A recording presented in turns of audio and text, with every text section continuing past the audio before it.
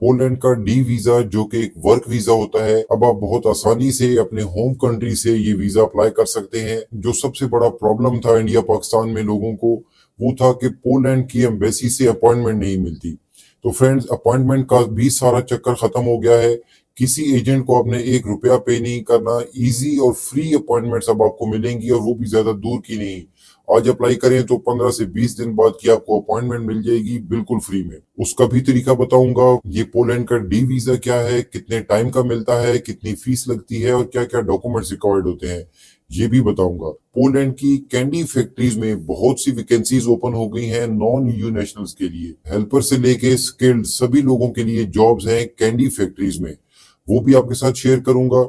Informative video होगी, आप लोगों के काम आएगी। वीडियो को एंड तक जरूर देखिएगा। एक शेंजन कंट्री है और यूरोप में 3rd या 4th नंबर पे आता है जॉब्स या एम्प्लॉयमेंट के हवाले से। बहुत ज्यादा फॉरेनर्स हर साल पोलैंड जाते हैं वर्क वीजा पे।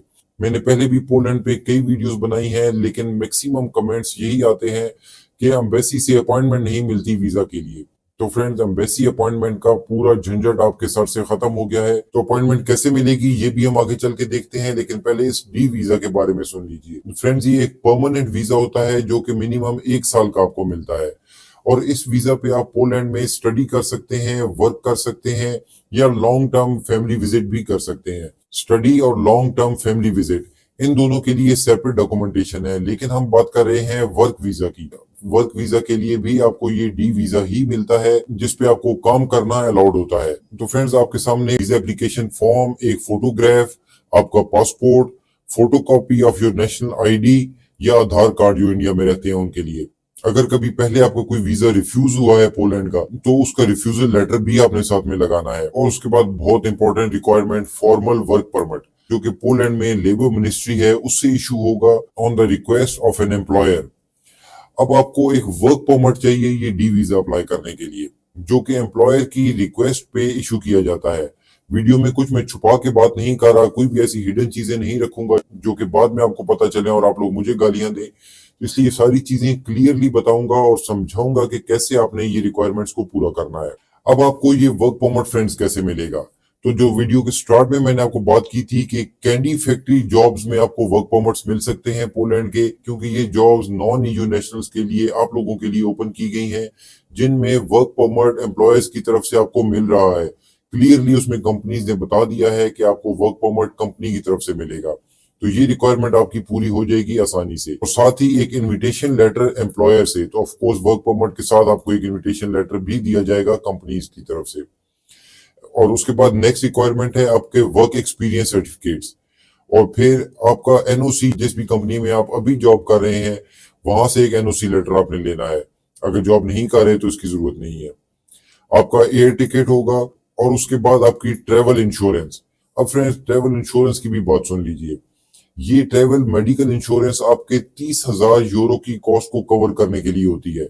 मैंने अक्सर शेंजन की वीडियोस में इसके बारे में बताया है। तो हमारे कई ऐसे स्मार्ट व्यूअर्स भी हैं जो कि कमेंट में लिख देते हैं कि भाई 30,000 यूरो हमारे पास होते तो हम लोग यूरोप क्यों जाते। तो मेरे भाई, ये 30,000 यूरो अपने पे नहीं कर रहे इंश्योरेंस लेने के लिए, ये इसकी कवरेज अमाउंट होती है। ये इंश्योरेंस आपको 1,000, 1,500 या मैक्सिमम 2,000 रुपए में मिल जाती है, लेकिन इसकी कवरेज 30,000 यूरो की होती है। इतनी अमाउंट का आप इलाज करवा सकते हैं, इतनी अमाउंट का आपका मेडिकल फ्री हो जाता है। फिर आपकी बैंक स्टेटमेंट 6 महीने की, आपका प्रूफ ऑफ अकोमोडेशन, इसके लिए आपको होटल बुकिंग भी नहीं करवानी फ्रेंड्स, क्योंकि कैंडी फैक्ट्री जॉब्स में आपको अकोमोडेशन भी फ्री में मिल रही है कंपनीज की तरफ से। तो जो आपको इनविटेशन लेटर आएगा उस पे कंपनीज की तरफ से ये मेंशन होगा कि आपको अकोमोडेशन या आपको रिहाइश कंपनी दे रही है। तो ये डॉक्यूमेंट भी आपको नहीं चाहिए होगा। और फिर आपका फैमिली रजिस्ट्रेशन सर्टिफिकेट, ये सिर्फ पाकिस्तानियों के लिए है जो कि नादरा से इशू होता है। तो इसमें 2 ऐसे डॉक्यूमेंट्स हैं जिनकी आपको जरूरत है, बाकी डॉक्यूमेंट्स तो आपके पास इजीली अरेंज हो सकते हैं। और ये है वर्क परमिट और इनविटेशन लेटर। वर्क परमिट मिलेगा तो इनविटेशन लेटर ऑटोमेटिकली आपको साथ में मिल जाता है। और ये आपने कैसे लेना है ये मैं भी आपको आगे चल के बताता हूँ। तो फ्रेंड्स, ये डी वीजा अप्लाई करने के लिए आपको जाना है पोलैंड की एम्बेसी में। पाकिस्तान में इस्लामाबाद में एम्बेसी है, इंडिया में मुंबई में भी है और दिल्ली में भी है।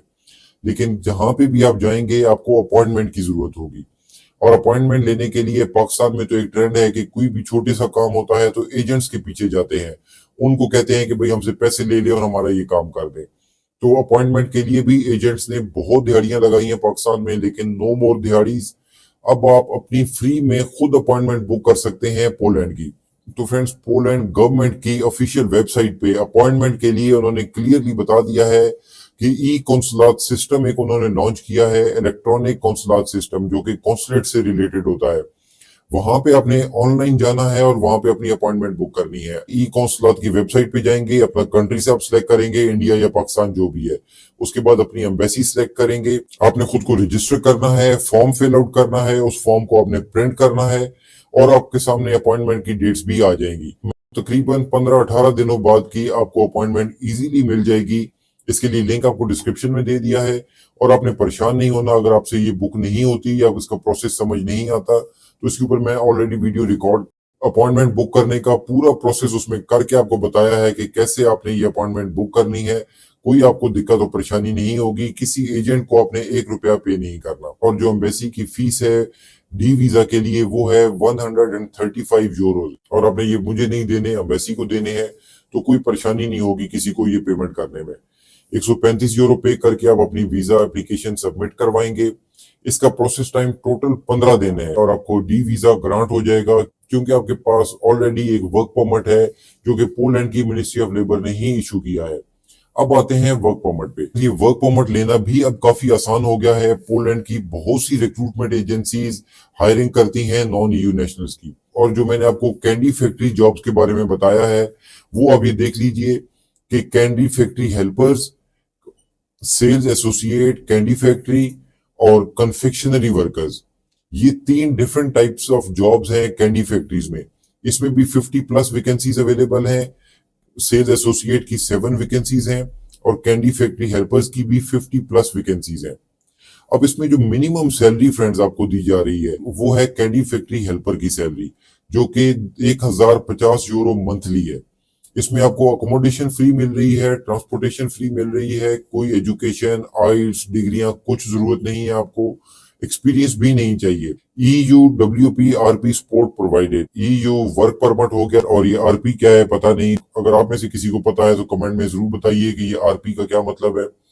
ये सपोर्ट मिलेगी आपको कंपनीज की तरफ से। और कैंडी फैक्ट्री में क्या काम हो सकता है, वहां पे उन्होंने आपसे कोई पत्थर तो तोड़वाने नहीं है, छोटी मोटी हेल्पर जॉब्स होंगी। सैलरी आपको मैंने बता दी 1050 यूरो पर मंथ है, 8 घंटे पर day, 5 days a week. Week में 2 दिन छुट्टी होगी। अब ये शिफ्ट्स में काम होता है, डे शिफ्ट में, नाइट शिफ्ट में, वो वहां पे डिसाइड किया जाएगा कि आपको कौन सी शिफ्ट मिलती है। और visa assistance support for non EU workers to obtain a work visa. और वो सपोर्ट कैसे होता है, वर्क परमिट के थ्रू। आपको वर्क परमिट कंपनीज की तरफ से फ्री में ऑफर किया जा रहा है फ्रेंड्स। नॉन EU नेशनल इसमें अप्लाई कर सकते हैं। इस जॉब को अप्लाई करने के लिए नीचे ही फॉर्म दिया गया है, यहाँ पे आपने अपनी डिटेल्स मेंशन करनी है, अपनी CV अपलोड करनी है और आप इस जॉब को अप्लाई कर सकते हैं। सेकंड जॉब है सेल्स एसोसिएट कैंडी फैक्ट्री। इसमें सबसे अच्छी सैलरी है 1600 यूरो। जो कैंडी फैक्ट्री हेल्पर है 1050 यूरो सैलरी, ये भी कोई पाकिस्तानी 3 लाख रुपए से ऊपर अमाउंट बनती है। और सेल्स एसोसिएट की 1600 यूरो सैलरी है, ये कोई 4.5 लाख से भी ज्यादा अमाउंट बनती है फ्रेंड्स मंथली। इसमें हाई स्कूल एजुकेशन रिक्वायर्ड है, 2 साल का एक्सपीरियंस रिक्वायर्ड है। अकोमोडेशन और ट्रांसपोर्टेशन इस जॉब में आपको नहीं मिलेगी। जॉब की रिस्पॉन्सिबिलिटीज, रिक्वायरमेंट्स ये आप लोग खुद चेकआउट कर लीजिएगा। Same 8 hours per day, 5 days a week काम करना है, लेकिन इसमें आपको वर्क वीजा के लिए सपोर्ट मिलेगी कंपनीज की तरफ से। इसको भी अप्लाई करने के लिए नीचे फॉर्म है, यहीं पे आप इसको अप्लाई करेंगे। और थर्ड है कन्फेक्शनरी वर्कर्स। अब जरूरी नहीं है कि ये फैक्ट्री की जॉब हो, ये सेल पॉइंट पे भी जॉब हो सकती है। 50 से ज्यादा वैकेंसीज हैं। सैलरी इसमें 1200 यूरो है, ये तकरीबन पाकिस्तानी 3.5 लाख रुपए के करीब अमाउंट बनती है। और डिग्री इसमें भी कोई नहीं चाहिए। अकोमोडेशन इसमें आपको फ्री मिलेगी। वर्किंग आवर्स थोड़े ज्यादा है, 8 से 10 घंटे, और ये जॉब 6 डेज अ वीक है। अप्लाई करने का इसका तरीका भी सेम है, यहाँ नीचे आपने अपनी CV अपलोड करनी है, डिटेल्स फिल करनी है और इस जॉब को अप्लाई कर देना है। तो फ्रेंड्स, इन कैंडी फैक्ट्री जॉब्स के लिए अपने गूगल पे आ जाना है और यहाँ पे सर्च कर लीजिए यूरोप ऑब्जर्वर जॉब्स। तो सबसे पहले ये रिजल्ट आपके सामने आ रहा है, इसको ओपन कर लीजिए तो ये जॉब आपके सामने आ जाएंगी। इनको जरूर अप्लाई कीजिए, बहुत अच्छी अपॉर्चुनिटी है। आपको आसानी से पोलैंड का वर्क परमिट मिल सकता है और आप अपने होम कंट्री से पोलैंड का ये डी वीजा, ये वर्क वीजा लेके पोलैंड जा सकते हैं।